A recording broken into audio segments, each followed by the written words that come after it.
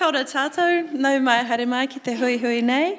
So a warm welcome to the fourth and final session for the hearings on the 2023-24 annual budget. I just want to acknowledge and extend a warm welcome to the submitters who have given us their time this evening and their supporters. And to Rangitane, our Deputy Mayor, Whaia Debbie, and acknowledge my colleagues. Welcome back, third time today, best for last. And I want to acknowledge my colleagues who are the council staff and officers who are working late tonight. Just want to note that our meeting is being recorded and will be live streamed on the council's YouTube channel. And we have some health and safety requirements which are on the screens above. So if we hear the fire alarm, please immediately exit near the nearest fire exit. And we evacuate to our assembly area, which is the clock tower in Te Marae Ohine, the square. There is a defibrillator located at the front of house on the ground floor, and this is a smoke-free site. For all our online participants, if you can keep your cameras turned on and your microphones muted unless you're addressing the meeting, that would be appreciated. And councillors will be selecting on their devices to join the queue if you have any questions. We have, for the procedure for our submitters, you have 10 minutes and that will be inclusive of questions. All the councillors have read your submissions, so you can speak to the main points if you would like to, and you don't need to read them verbatim, unless you would like to. Online tonight we have Councillor Harpter and Councillor Naylor, and we have some apologies. So we have apologies from the Mayor Grant Smith, Councillor Finlay and Councillor Bowen, and we have apologies for lateness for Councillor Fitzgerald and Councillor Meehan. I'm happy to move those. Can we have a seconder? Yes. Also apologies for early departure, about 20 to 7. Noted, thank you, Councillor. Any other apologies? Oh, yes, Councillor Wood. Oh, seconder, great. And Councillor Hancock? Excellent, thank you.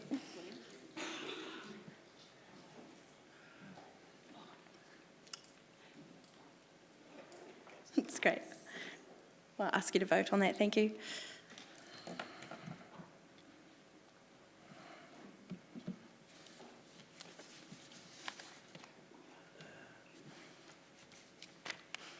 And that's passed unanimously.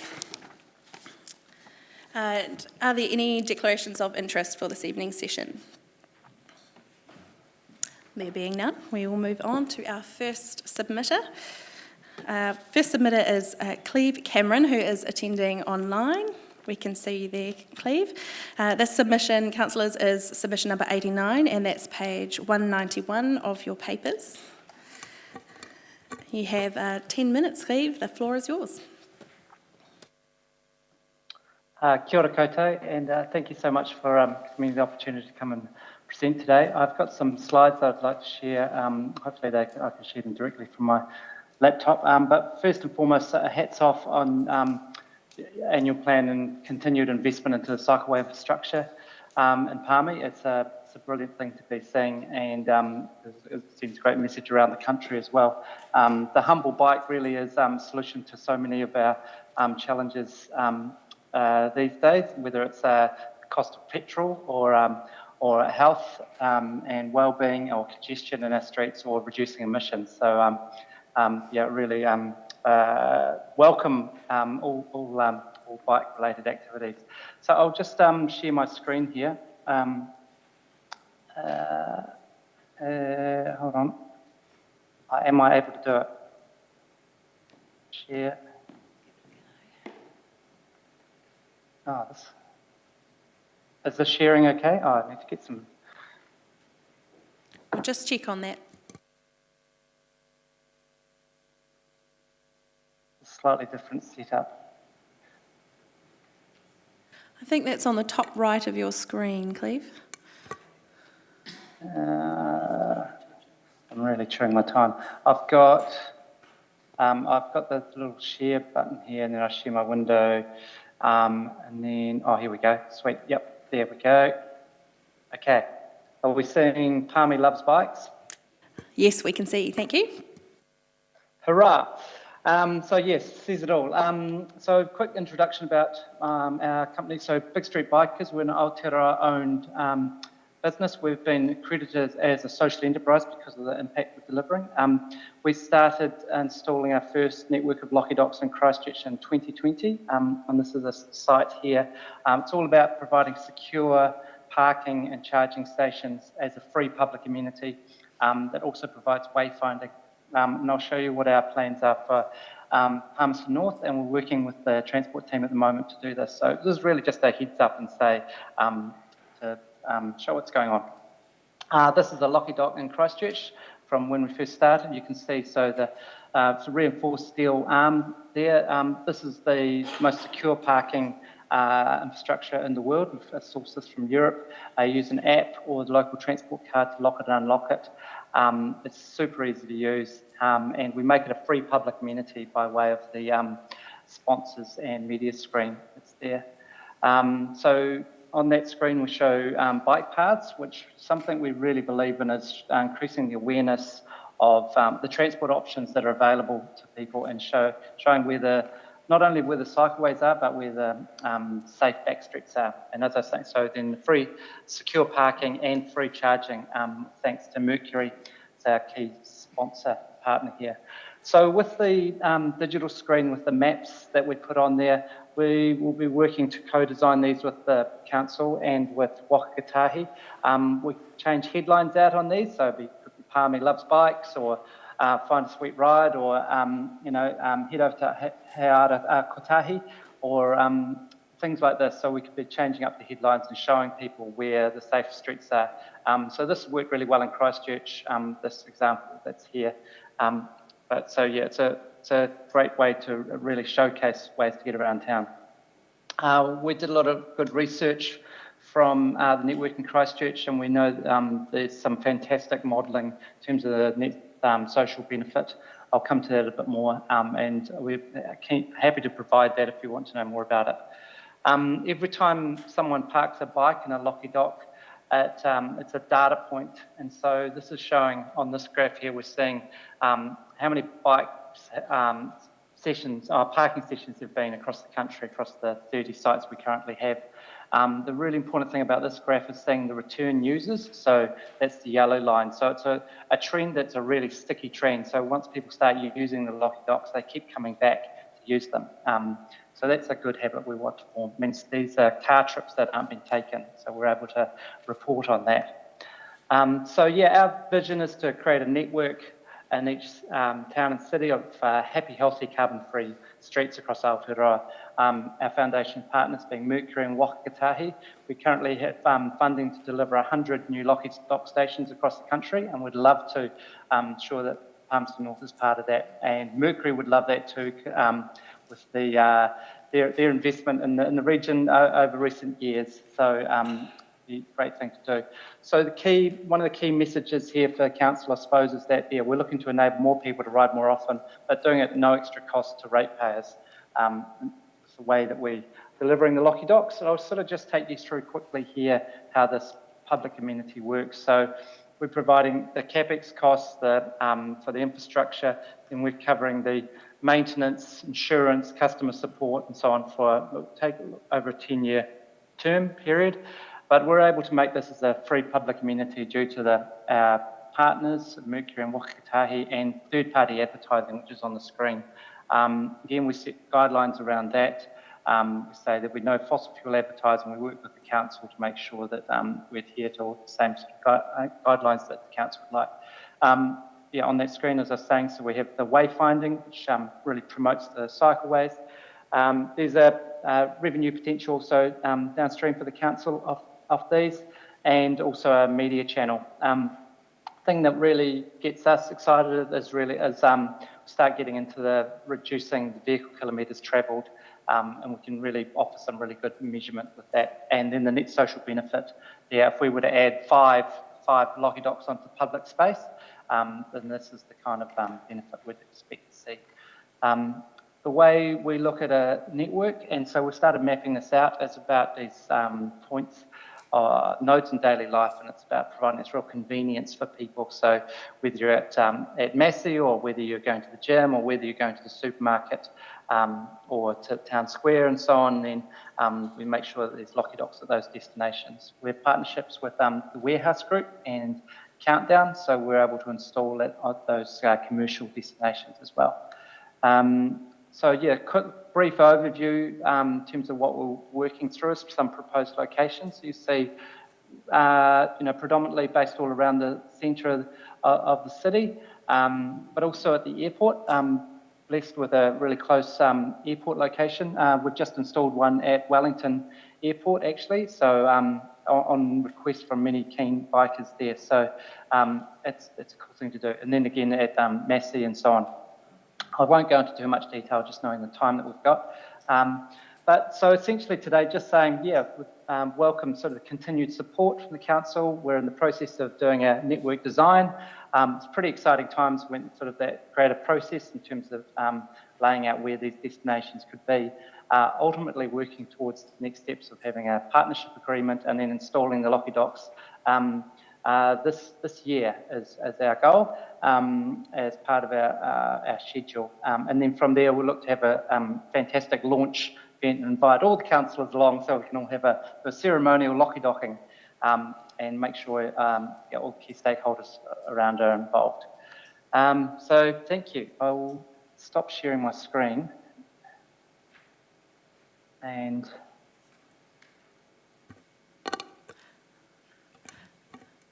Thank you. Thanks, Cleve. I think we've got time for one or two questions. Councillor Barrett was first in the queue. Thanks, Madam Chair. Thank you, Cleve, for zooming in and sharing this with us. Can you give us assurance around the free aspect of this bike parking service being in perpetuity? yeah, so what we would be looking at there is a 10-year term. Our kaupapa that drives us is really, it's about getting bums on bikes. So we don't want to put price as a barrier to people having to park their bike. So yeah, it would be counter concept to us to do that. Great, thank you. And in terms of, I guess, infrastructure and public space, there's always a risk of vandalism of varying different degrees. Kind of what's your company's ability to respond, or how do you address that? Yeah, so we have a local team. So we'll, few local people will be hired on it. One will be what we call an envoy. So it's someone who's like a street team ambassador, showing people how to use Locky Docks, talking to people about cycleways as well and where they are. And then we also have the technical support crew. We do regular service and maintenance checks, so cleaning the docks and any graffiti or scratchings or anything like that. We have had some pretty funny graffiti on them before in the past. One example was someone wrote on with a Smiggle pen, nonetheless, "Yay, sustainable transport," all over a Locky Dock, which is kind of not the sort of graffiti you'd expect. Thanks, Cleve. Appreciate that, Madam Chair. Thank you, Councillor. Thank you, Cleve. That exceeds our time limit today. Thank you very much for coming online and giving us your time this afternoon. Thank you. Thanks. And keep it up. Hopefully see you soon. Thanks. Cheers. Next, if we on our list, we have Paul Smiley. If you'd like to come forward. This is submission number 110, councillors, on page 143 of your papers. Oh. Sorry. So, Paul, you've got 10 minutes. We've got a little traffic light system there to just let you know, green, you're good to go.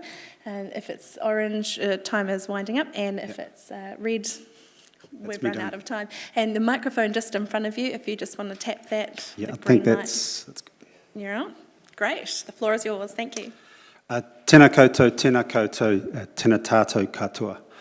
Ko tamaki te awa tō mangari te moanga, ko Ohakia te Turanga Waiwai, ko Paul Smiley tōka ingoa. Madam Chair, Councillors, kia ora. In our society, a proportional tax system is the norm, and it's one that I fully support.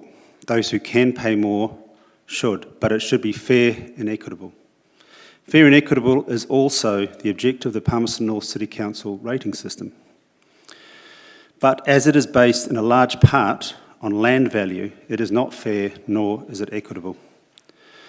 The 2023 Palmerston North City Council brochure titled Finding a Balance in Tough Times starts with, like the rest of our country, Palmerston North City Council is feeling the effects of the global recession and cost of living increases. You have nicely described our current situation, and it is hard to stomach another rates increases in the 22-23 year after the 10 years we have had. The 2022-23 increases rounded off a 10-year average increase for us personally of over 9% a year. This is far above the 10-year inflation rate of to year-end 22 of just over 2%.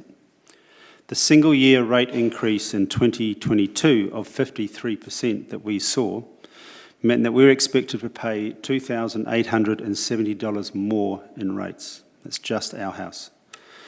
The 2021 rates increase was no difference, with an increase of 7% that year. We bought our home in 2012 and we paid $3,723 that year in rates. Our rates now are $8,233. Palmerston North is one of a minority of councils in the country that uses land value to calculate the general rate. 70% of councils use the capital value of a property. In Palmerston North, the general rate makes up 72% of the total rates income across the city, and so any increase in land value will see an increase in rates. In June 2021, the 3-yearly assessment of rateable values was calculated by QV. This was at the height of the property market boom, and while this did not affect the value of improvements, our land value on our house increased by 270% that 1 year. This had a direct effect on our rates, which saw that 53% single-year increase. The large increase in land value was seen in most properties on our street, Carina Terrace, which saw an average single-year increase in rates of 20.5%. And this is not the norm across the city, as you'll know. Our street's location value has not increased, but it has seen a lot of subdivided sections with properties, houses being sold on smaller sections with the newer, larger homes. This had the effect of disproportionately increasing the land value of the remaining houses on the street, when it was actually the improvement that increased the capital values of our street. When purchasing a home, a buyer considers and ultimately purchases a property that has capital value proportional to their household income and their ability to pay. It is that ability to pay that is proportional, that a proportional rating system should measure. This is how rates in Palmerston North. This is not how rates in Palmerston North are calculated when measured against land value. With houses where the land to capital value ratio is high, like ours at 88%, we pay proportionally more than a house with a similar capital value but a smaller land value. A demonstration of this would be to compare a property with a capital value like ours of $1.98 million. That is a smaller, that with a lower land to capital ratio. An example of this is our house against 17 Riverstone Grove. The property has the same capital value, but a land to capital ratio of 48%. This property is a new house on a small section, where we pay $8,233 this year. The owner of this property will be paying $4,950. The owners of this property pay 60% the rates for their property with the same capital value that we do. That is inequitable. Imagine if our house in 17 Riverstone Grove were up for sale at the same time. The two glossy brochures, when sat by side, would show two properties of the same market value. To a buyer in that sub $2 million market, the thought of having to pay 66% more rates a year would be an instant turn-off for our property, and that's unfair. The current system of the general rate calculation using land value over capital value discriminates against properties with larger sections and older houses. A system that uses capital value to calculate the general rate would align closer to purchase price and be a fairer and more equitable system for all ratepayers in our city. Kia ora. Thank you, Paul. We have a couple of questions. Councillor Johnson. Thanks, Madam Chair. Thanks, Paul, for coming in and making the submission. Have you spoken to your neighbours, the neighbours that are around you? What's their feel of this? So I know that I'm one of three on the street that put a submission. Peter Wilson has a similar size property to us, a little over half an acre. And so his rates increase was again about 52%. We have other neighbours who have an acre with a very old Victorian house. Their rates increased by 57%. They're just short of $12,000 a year in rates. And so, I know some of the smaller sections, their increases wasn't as significant, but again, that comes back to the size of their property. Okay, so what do you think would be a fair response to this from the council? So these things don't happen overnight. I also work for a government department and know the speed of this thing, and consultation is important. So I would like the council to take this idea forward, to look to align themselves with the other councils in New Zealand, and to use a rating system that really does measure the market value as close as can be. Thank you, Madam Chair. Thank you. Councillor Barrett. Thank you, Madam Chair. Thanks, Paul. Part of the valuation system, and I'm sure you're aware of this already, but part of the valuation system takes into account the subdivision potential of land. Do you have views on the fairness or otherwise of that?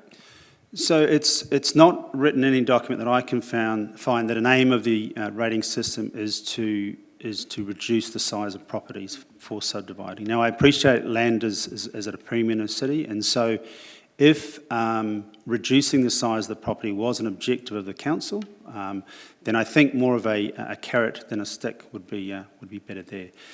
And yes, we've seen it in our street. There has been, I think, 3 properties subdivided, and our house has potential for that, absolutely.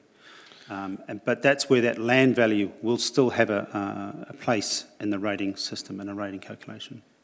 Thank you. If I can follow up, I'm assuming that the stick in your example there is the rates. Absolutely. Do you have any example of what you would see as potentially effective carrots? I suppose, so we've looked at subdividing our property, came shortly after the first rates bill. And I think maybe making a platform to show how this can be done. What's the avenue to getting this done? At the moment, I'm sort of just Googling property developers and going around asking them. It's not a journey I've really started on, but something to help people on that journey to subdivide section, if that is genuinely in the council's interest. Right. Thank you for those comments, Madam Chair. Thank you, Councillor. And finally, Councillor Wood. I think Councillor Barrett's answered my question, so thank you, Madam Chair. Thank you. That concludes the questions. Thank you very much for coming and sharing your time with us, Paul. Thank you. Thanks a lot. I would next like to welcome Kushla Kerr and Vanessa Pokaya. I understand you're going to sit together. Is that correct? Thank you very much. This is submission 106 and 105. 106 is found at page 235 of your papers, and 105 at page 227. So you have got 10 minutes each, and you've got your microphones in front of you.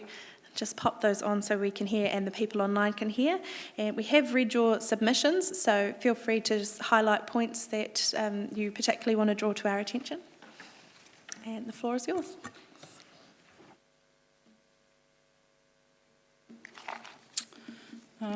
Kia ora, ngā mihi. I'll just start with the karakia. Tū taua mai I runga, tū taua mai I raro, tū taua mai I roto, tū taua mai I waho. Kia tau ai te mauri tū, te mauri ora, ki te katoa. Haumi e, hui e, tai ki e.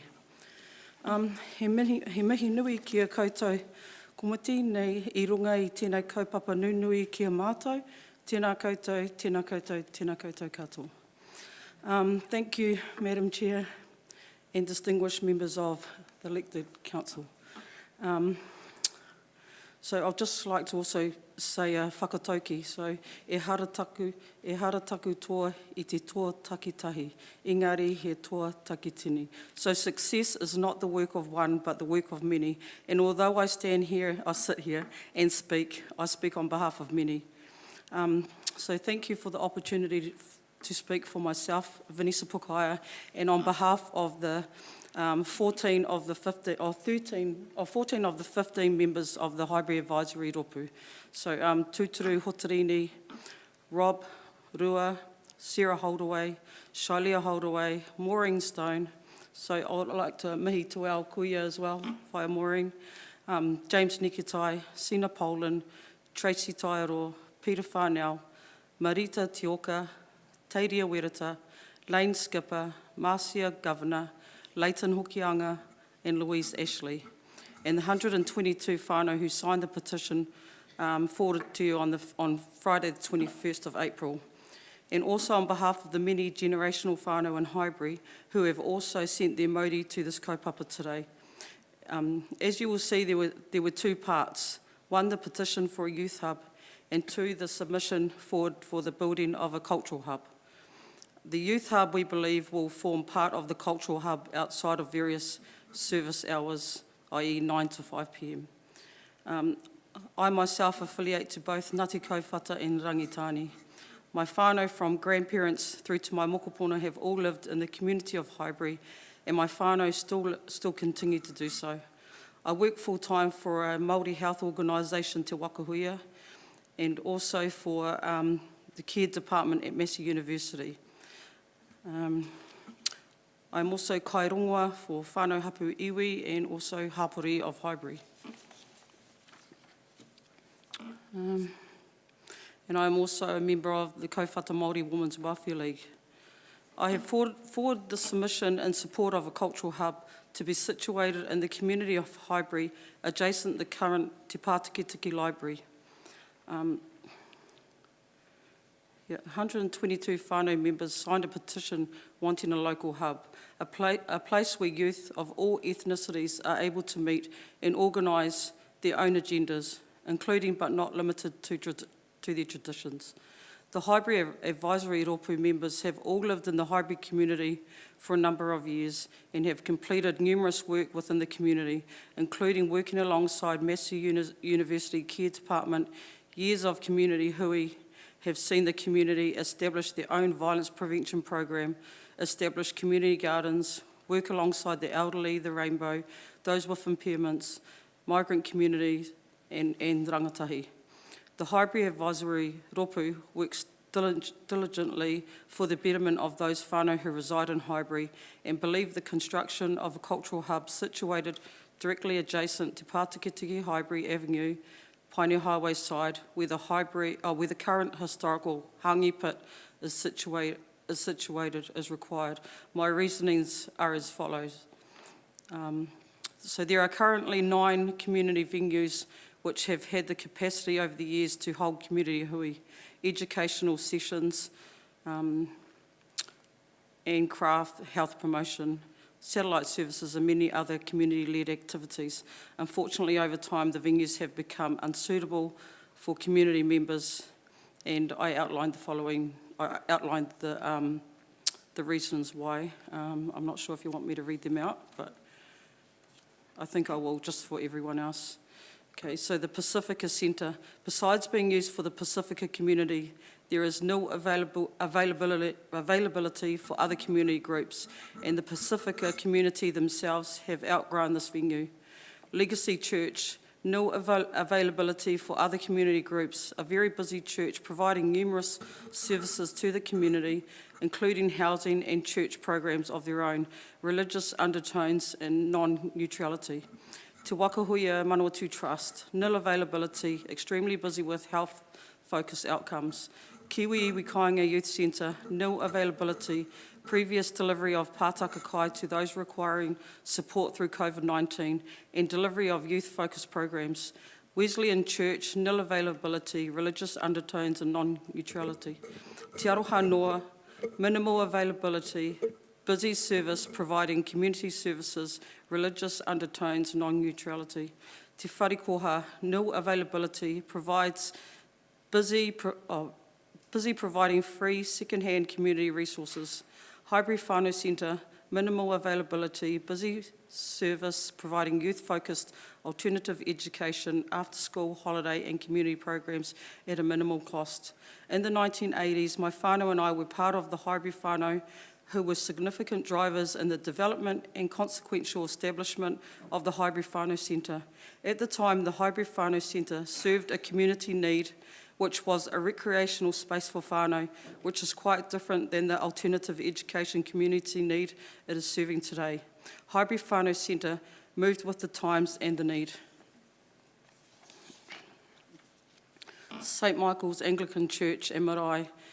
Average availability, costings associated, unaffordable for a lot of whānau of this area, religious undertones, non-neutrality. Te Pātikitiki Library, daytime availability, semi-small space, nil privacy. We are a community with many services which benefit the people. The main benefit of a cultural hub is that there is an inconsistency in the availability and affordability of space for various community groups. And we believe by having a cultural hub, there will be a consistency and availability of neutral, affordable spaces throughout the year. So it's really a complementary space. A cultural hub will allow for a space where community can book in and discuss the issues of the day and come to their own solutions. Updated knowledge sharing, economic strategies like social enterprise, collaborate to eliminate child poverty, working alongside partners like the Migrant, Pacifica, Disability, Elderly, Rainbow and Rangatahi.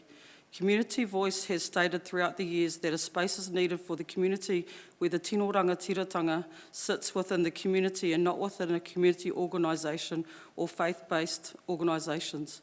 Some of the whānau voices have mentioned, been abused at the hands of faith-based organisations and no longer feel safe in these spaces. And I've just outlined benefits of a cultural hub. I won't go into too much because I think you've already read through them. And I'll just like to hand it over to Koshlaku now to speak as well. Kia ora koutou, ko Aorangi te maunga, ko Aorangi te awa, ko Ngāti Kahungunu ki Wairarapa te iwi. Kia ora, I moved here 15 years ago. I'm a solo nanny to raise my muggles. I was raised in Martinborough, then went to Paraparaumu, then bang into Highbury. So it was a real eye-opener for me. At that time, my daughter, who's now 19, was 3. So she grew up in Highbury. So when we first moved into our house, we were witness to many things. Violence, a lot of violence. My daughter went to Monred and for a little bit she came off track. I lost her.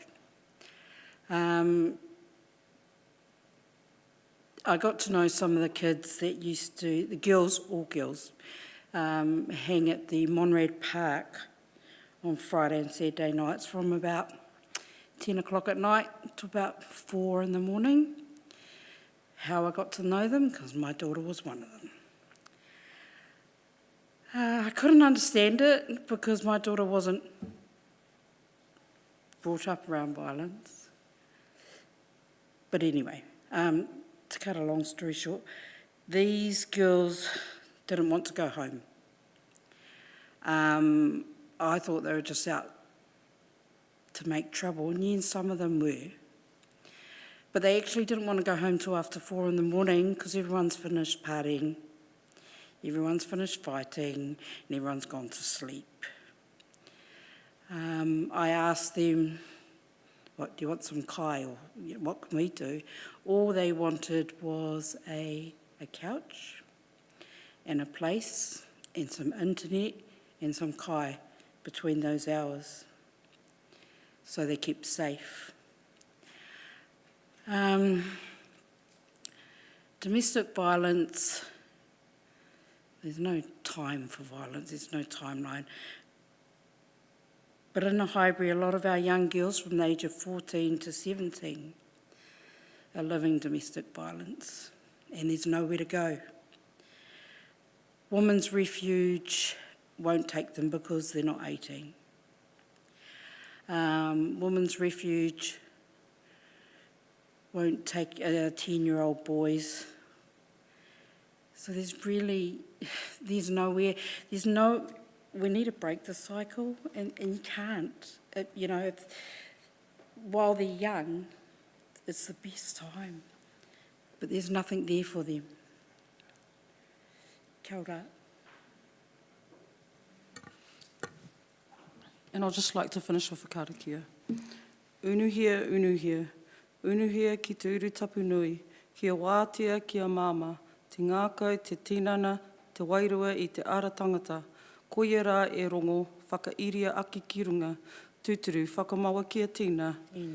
Haumi e hui e tai. Kia ora. Thank you. Ngā mihi kia koroa mō tō kōrero. I have some questions for you. First up, Councillor Wood. Thank you, Madam Chair. Kia ora, thank you, Vanessa, and thank you, Kushla, for coming and sharing your story. I just wanted to ask in relation to what you spoke about, Kushla, reading through this submission on the values of a cultural hub, it doesn't talk specifically about providing a safe space for those sort of hours of the night, but is that what you envisage it could do? We'd have a dedicated part of it available as sort of a refuge.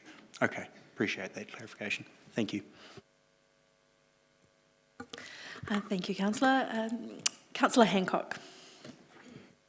Thanks, Madam Chair, and thank you both for a heartfelt presentation to our councillors today. I'm sure that we're all listening. I just really want to perhaps just try and position what you're requesting of us in terms of, you're probably aware of the Ngāti Hiniatu proposal for marae and kohanga reo at Opie Place. I just want some understanding of how that might fit within your aspirations, along with possible linkages to Te Tihi and Ora Connect, and how we may be able to in the future perhaps weave those things together to support, I think, a very real request, I think, for Highbury. I can answer that? You can. I can answer that, thank you. So just in terms of the urban marae, down the end of Opie Place, in that submission, there is a difference in that that's mana whenua, the mana whenua, Ngāti Hinioti, and this will be a community space. So different tikanga will stand in these spaces. Okay, and could you perhaps just comment just in terms of linkages through Te Tihi and Ora Connect, because I know they're active in the 4412 area. So how might that support this kaupapa? Yeah, I've spoken to some of them already, and there's various people out there who are willing to like tautoko the kaupapa, outside of mahi, different hours. It's not always a 9 to 5. And sometimes it's weekend as well.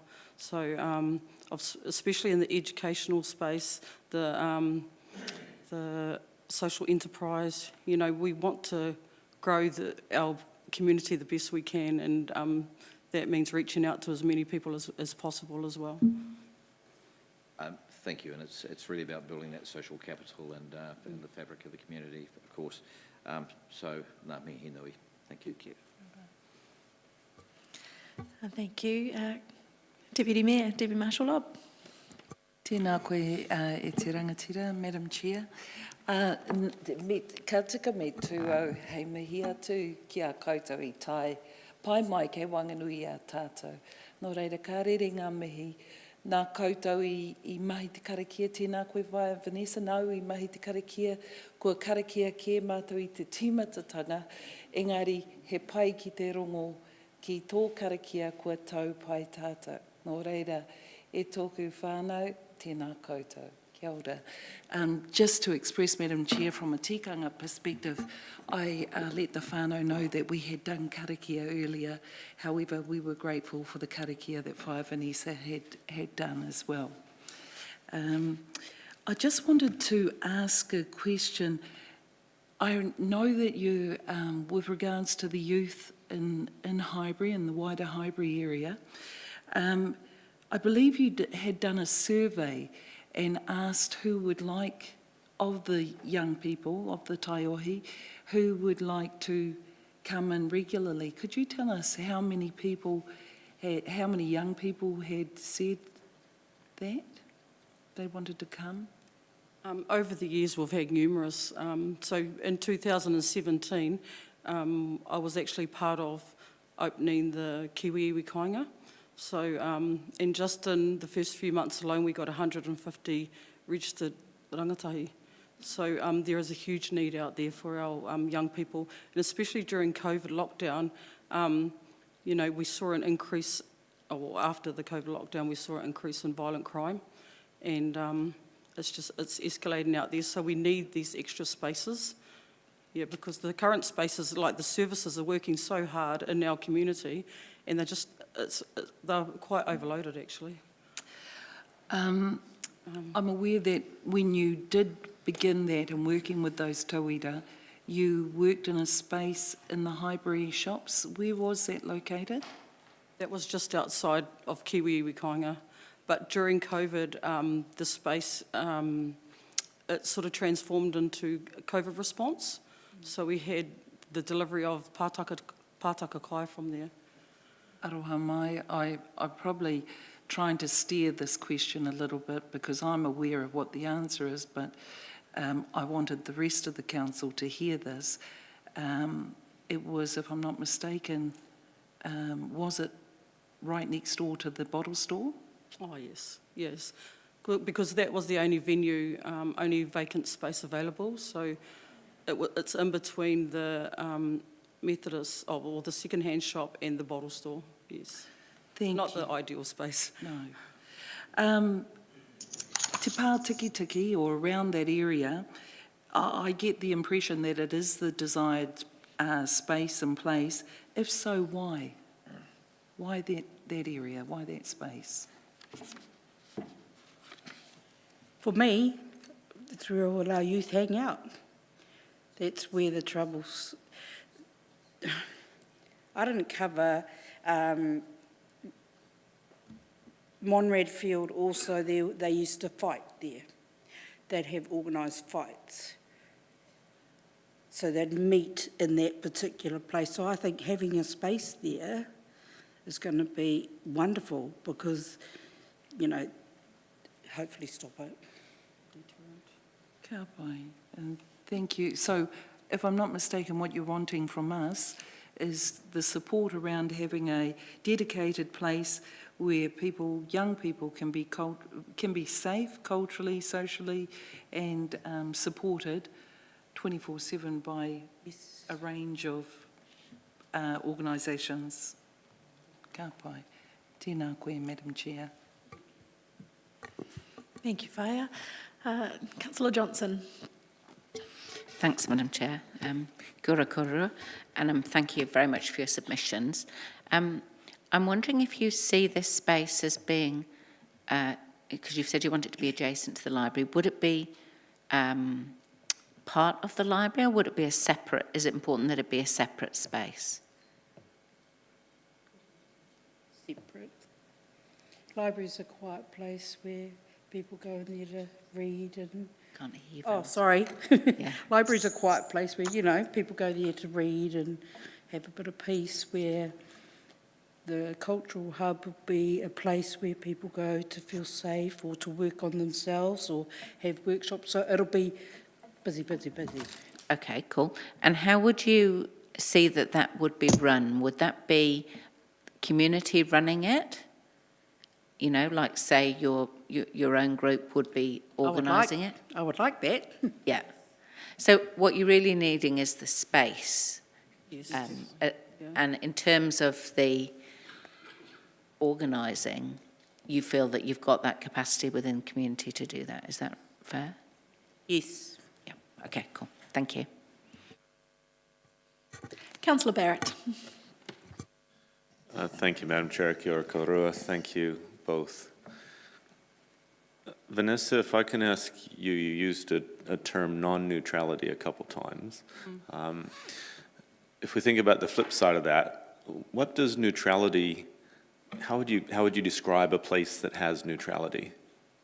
Well, I briefly, like this different spaces that I've worked in have highlighted, especially with our kaumātua, and especially with our Māori kaumātua, the abuse that they sustained at the hands of nuns and priests. So, and also the rainbow community, they've been judged quite a lot, they've been threatened. So just having a space where they are safe and inclusive, you know, and able to be themselves, you know, speaks a lot for us. So just a space which is neutral, where there's no religious undertones, where they actually feel safe. Great, thank you. Thank you. Madam Chair. Thank you. And finally, Councillor Hapata online. Thanks, Madam Chair. Thank you, Kushla and Vanessa, for the work that you do in our community. My question's around the community hub. We've had submissions this afternoon from the Pacifica community who are looking for a community hub as well. Would you, and I don't want to offend by asking this question, would you consider sharing a community hub with the Pacifica community? I'm just asking the question. So my understanding is that the Pacifica hub would be situated at Bull Brown Park or around that vicinity, and it's all really, you know, there's a big community of Pacifica, and so, you know, to have another hub, the cultural hub built at adjacent to Pātikitiki, it's encompassing of all, you know, but I think that it's probably important for the Pacifica Centre to have their own cultural hub.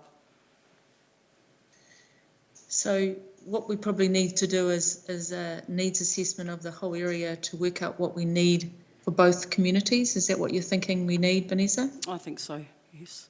Okay. Thank you. Thank you, Vanessa, and thank you, Kushla.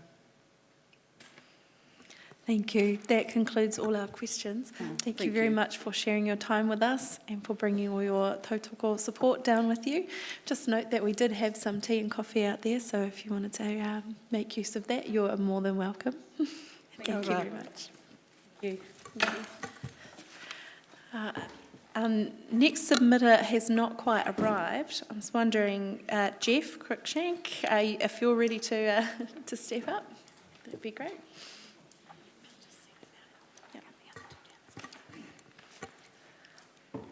We'll just give you a minute to get arranged. Thank you.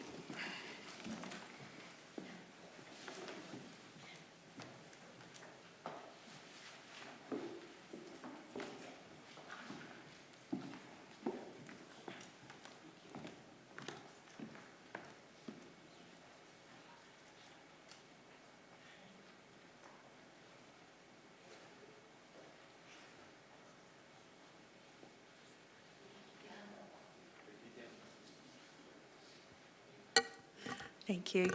Thank you, Jeff. Thank you. Hard act to follow. Kia ora, Madam Chair and PNCC councillors. Thank you for the opportunity for allowing me to come and speak tonight.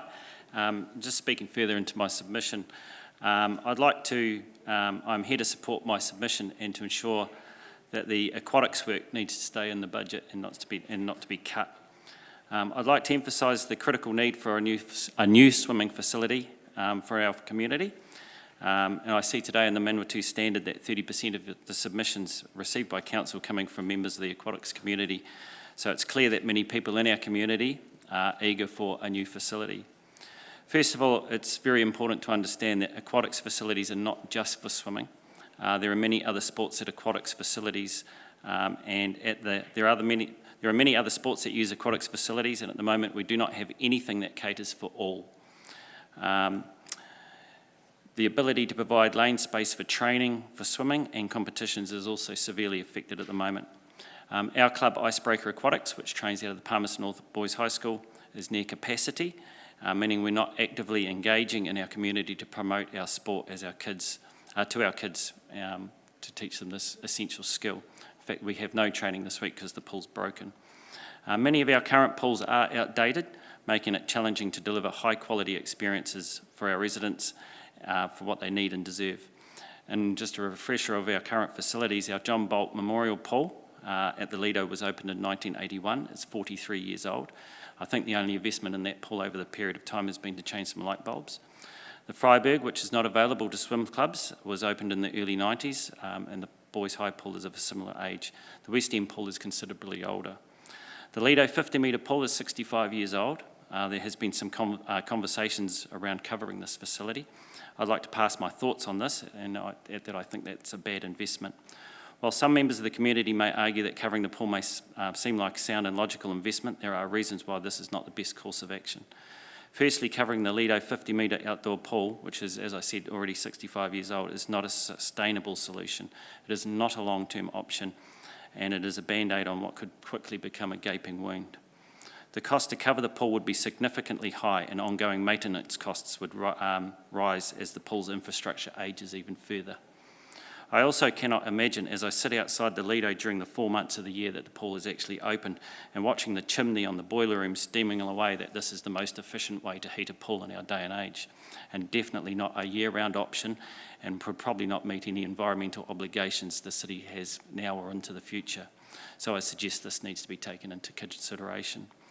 Moreover, covering the pool will not address the other underlying issue that the pool currently faces. The fact is that it is a 50-metre long pool, but it's 7 lanes wide. Covering this means that we still only have a 50-metre pool that's 7 lanes wide.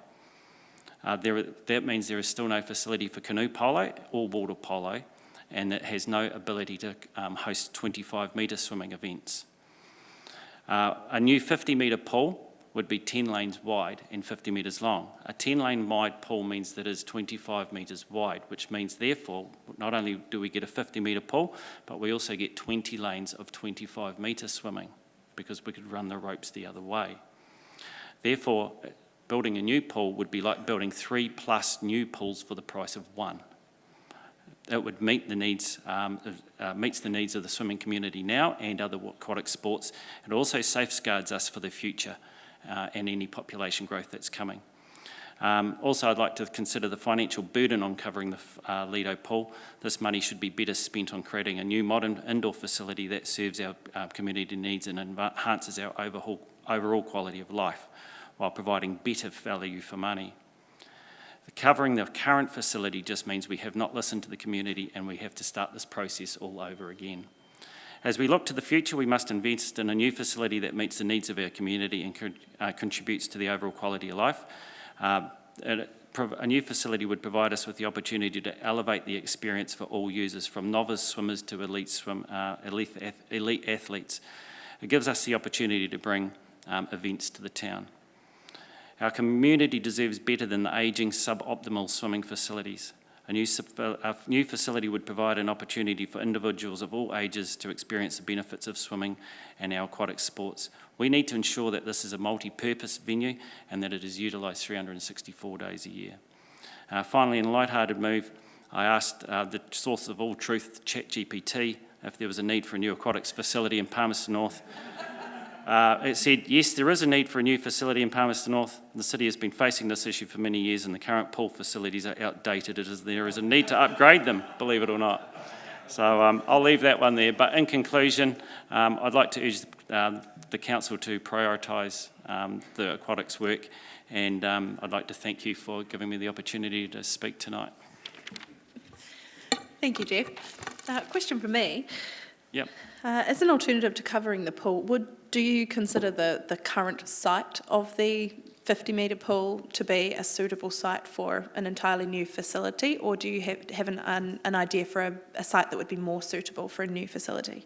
Well, obviously there's work on the feasibility study underway, and hopefully they'll come up with some answers on that. But my personal opinion is if it was built in or near the Lido facility at the moment, it would be a fabulous thing, because if it was a new pool, because then we'd also have an existing outdoor pool, and that would make us only one of 2 pools in New Zealand to have 2 50-metre pools close to each other, which means that we could host meets of national significance that no one else could get. Therefore, would bring tourism to the town.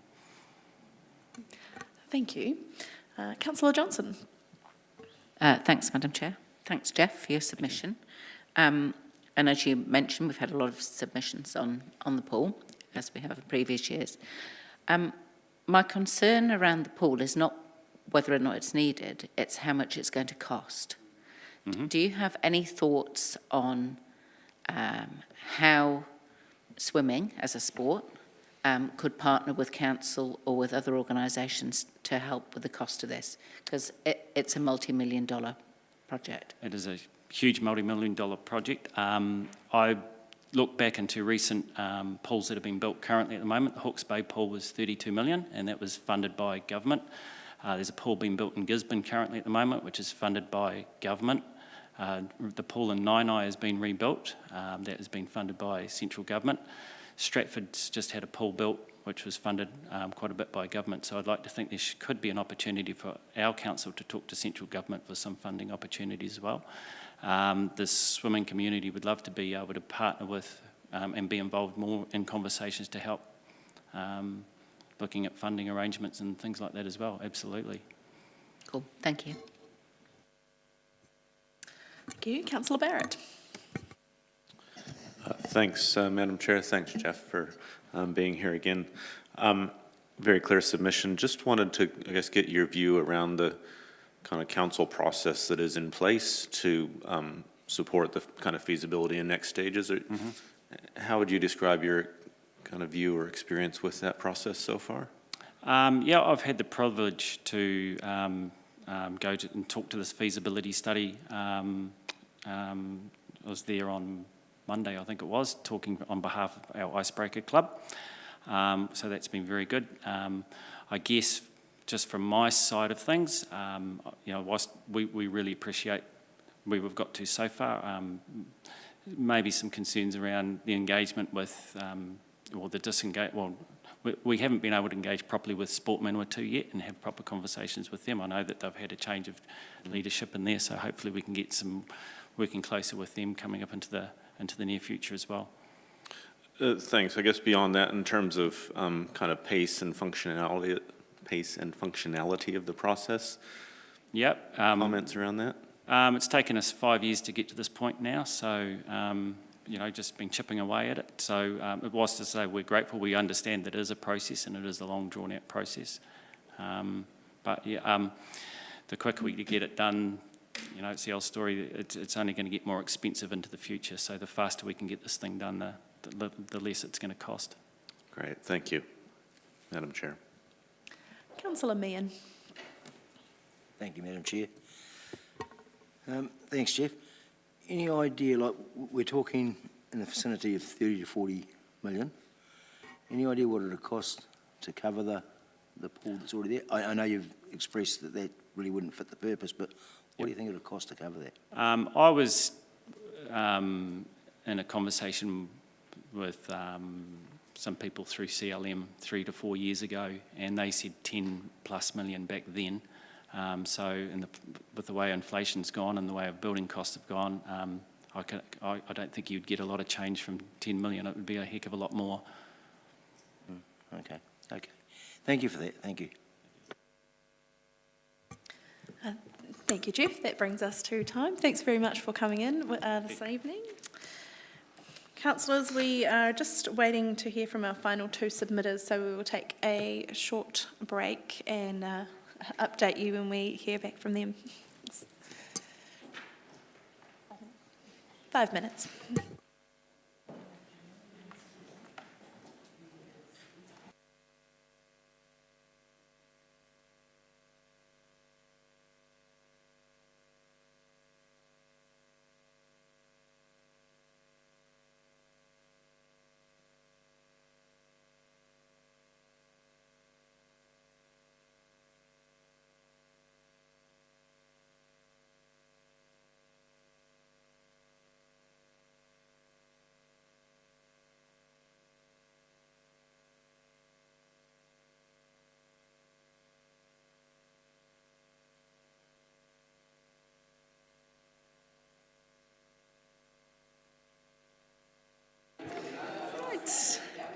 Thank you, councillors. Welcome back.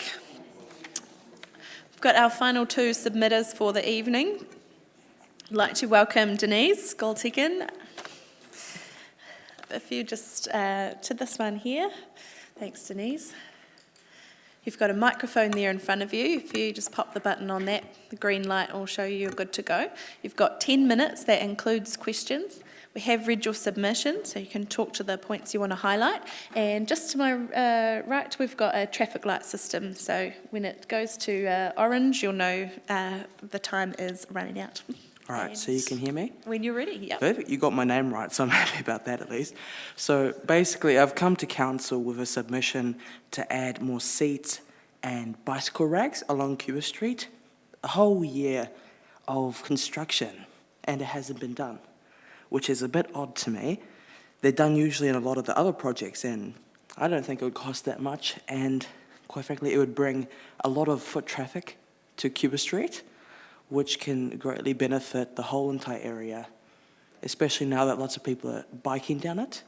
This council's done great work when it comes to biking infrastructure, and so doing a bit more, a few bike racks here and there, would really make the end goal complete. So apart from that, I don't have anything else to really add about that except bike racks, seats, and so on. So thank you for letting me speak. And that's all. Forgot my mic. Thank you. Councillor Hancock has some questions for you. Thanks, Madam Chair. I've just got one question for you, Denise. Thanks very much for coming in. There's an app or there's a facility within the City Council's website where you can actually look for bike locations that you can actually park your bike. Just can you please confirm for me that there is nothing between perhaps Cafe Cuba either side of the road down to Rangitikei Street, there's actually nothing there for bike security?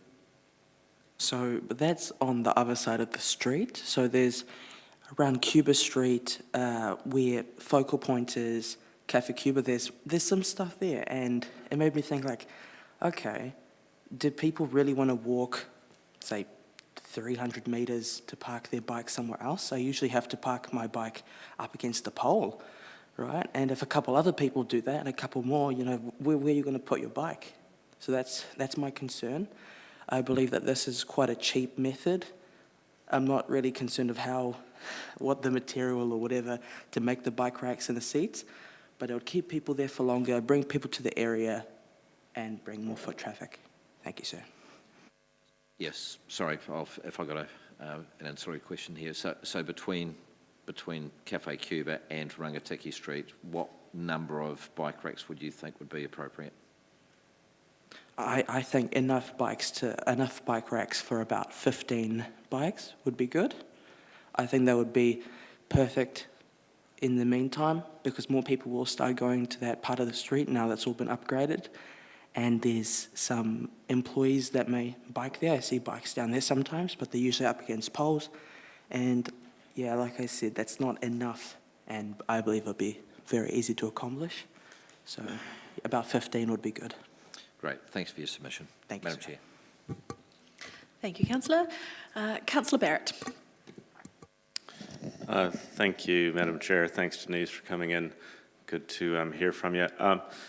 About an hour ago, we had a submission from a company that has this bike parking system that includes a video screen at the end of it that has information. I'm thinking things like perhaps menus for local restaurants and hospitality.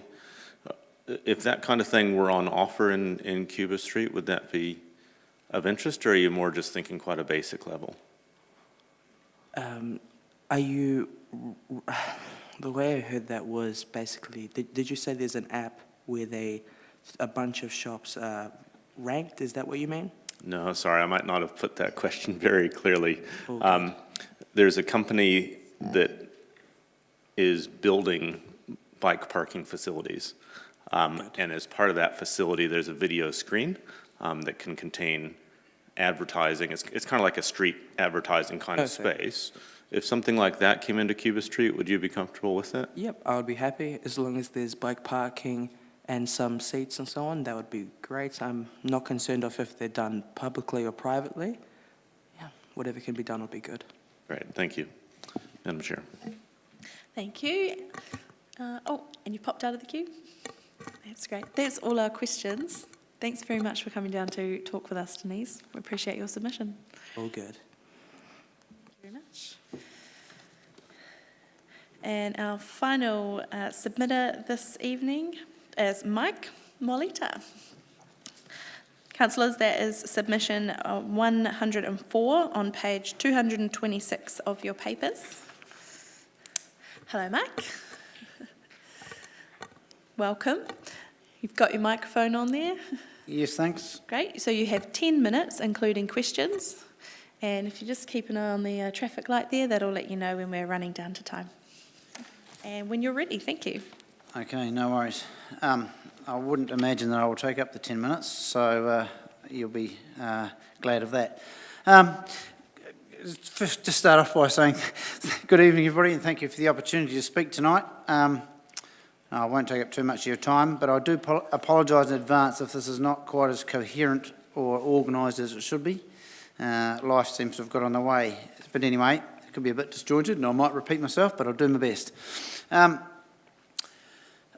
I'm here tonight as a parent of 2 children who, for whatever reason, have chosen to play water-based sports. And the purpose of my submission here tonight is to continue the quest, really, for a new multi-use indoor aquatic centre in Palmerston North. An indoor 50-metre pool with significant depth. The reasons for this, as I see it, are currently, one is the lack of lane space for swim training. 2, there is nowhere for competitive swimmers, i.e. national level swimmers, to prepare for national events at certain times of the year. And there's no facility whatsoever that is suitable for water polo to be played. And I also believe there's a gap in the city facilities to attract events. The lack of lane space for swim training has quite a few flow-on effects. Obviously, it's hard to get kids to swim training. Like, there's just a lack of time and lack of spaces available, which means that not as many kids are getting training as they learn to swim training, even as what potentially could be in the city. And those that are getting training are getting very congested. You've got 6 or 8 kids swimming in lanes where any more than 3 or 4 is far from ideal. And you stick some of these big teenagers in a lane trying to do butterfly, and you've got someone swimming the other way. It's training, but it's not what it could be. It also leads to a lot of late nights and early mornings. So we have swim training at 6:30 in the mornings before school, and then we've got it again at night after school. So these kids aren't getting to bed sometimes till home and fed and in bed until 9 o'clock at night, and then they're going to be up at 5 the next morning. It definitely has an impact on their whole way of life and on their schooling, because you can't actually do that continually and it not have an effect. But if at the competitive level anyway, you need to be training with that repetition, and those are the only times that are available. And it also means there's a lack of flexibility. So if for some reason you miss trainings, there's not usually a lot of options to catch back up, because the spaces are all full, you know. On point 2, there's nowhere for competitive swim training for national meets.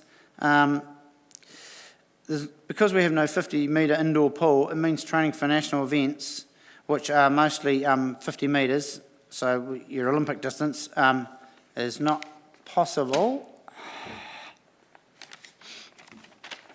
outside of the sort of the summer few months when the Lido outdoor pool is operating. So at the moment, for the last couple of months, it has effectively been one national event just about every month, but we finished our 50-metre training at the end of March when the Lido closed. And I don't know if anybody realises, but March is, in the evenings is not always that pleasant in Palmerston North for outdoor swim training. So yeah, that makes it hard when you go away to events elsewhere that you've been training in a 25-metre pool, and all of a sudden you're expected to perform at another level in a 50-metre pool. And there also seems to be a never-ending amount of struggles to keep the Lido pool at a suitable temperature too at that time of the year, for whatever reason, but every second week it seems to be not up to temperature.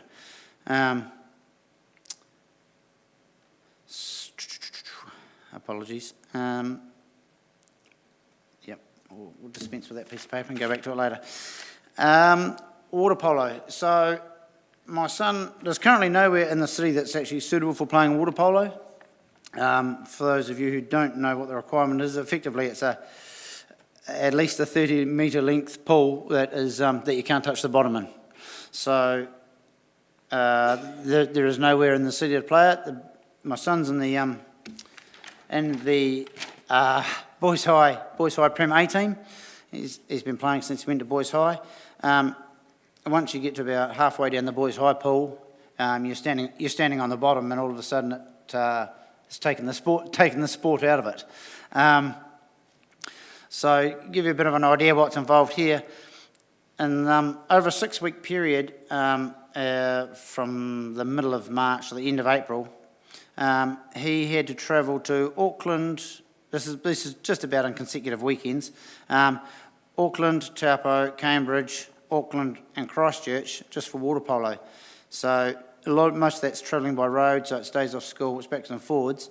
The first 3 of those trips, so Auckland, Taupo the next weekend, and then Cambridge again, were all just for training games. Like there's nowhere here to play. They couldn't. So they had to travel that distance just to have a team and a facility they could play against. And somehow they got 4th in New Zealand at nationals, which shows there's actually quite a bit of talent there. But if we had a facility that they could practice in, and an opportunity, you could actually grow the sport and make it a whole lot better. I haven't actually seen him play for 2 years because he's going to all those places. I actually don't have the time or the money necessary to cost enough to send him there. So it's it's a bit of a bone of contention. And I guess from a realistic point of view, obviously if Palmerston North had a facility that was suitable, obviously all these trips aren't going to stop. One a year might, but at least it gives the kids an opportunity to play and practice and prepare in an appropriate facility, you know. Yeah. And next on the list, and I also believe that there is a gap in the city facilities to attract events. Like we're quite renowned as a city for attracting national sports events, especially in that secondary school space. You know, during the mid-year school holidays, you've got volleyball, you've got basketball, you've got badminton, you've got almost an endless list of things that can be held here. And we've got a lot of top-class sporting facilities, whether it's cricket, rugby, athletics, hockey turfs, whatever. But we haven't got any sort of swimming pool that can hold much more of an event than a primary school sort of level event.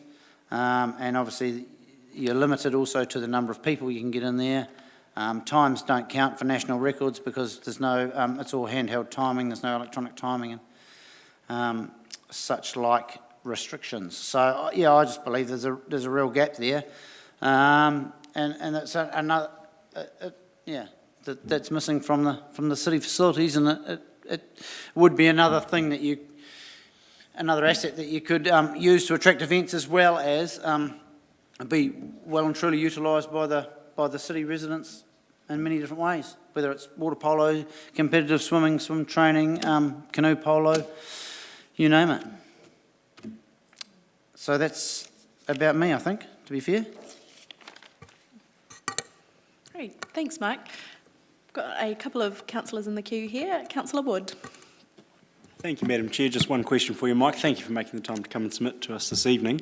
I just wanted to ask about the training schedule that a number of students are on, because this has been raised before in submissions today, or might have been yesterday. Swim training is gruelling, and my understanding is no matter where you are in the country, you're training off-peak times, so you're 6:30 in the morning and 7:30 at night.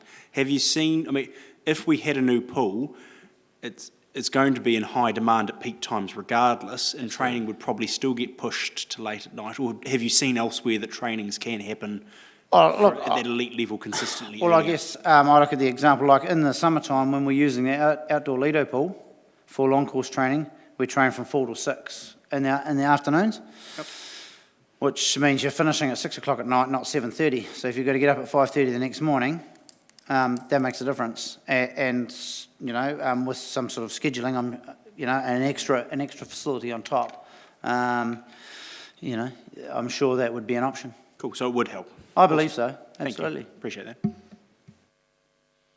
Thank you, Councillor. That takes us to time. Apologies to the councillors that's still in the queue. And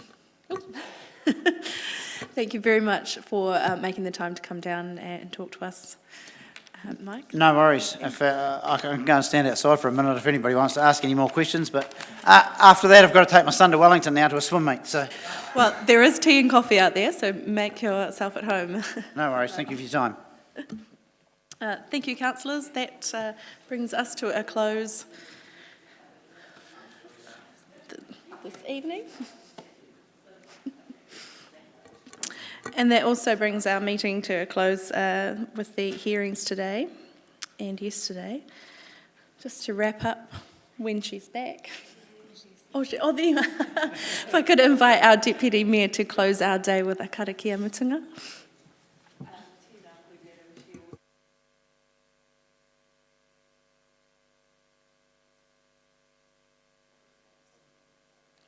Ka pai. Thank you, Madam Chair. Tuia ki runga, tuia ki raro, tuia ki roto, tuia ki waho. Tuia ki te here tangata. Ka rongo te pō, ka rongo te ao. Tūturu whakamaua kia tīna, tīna. Haumi e, hui e, tāe ki e. Kia ora.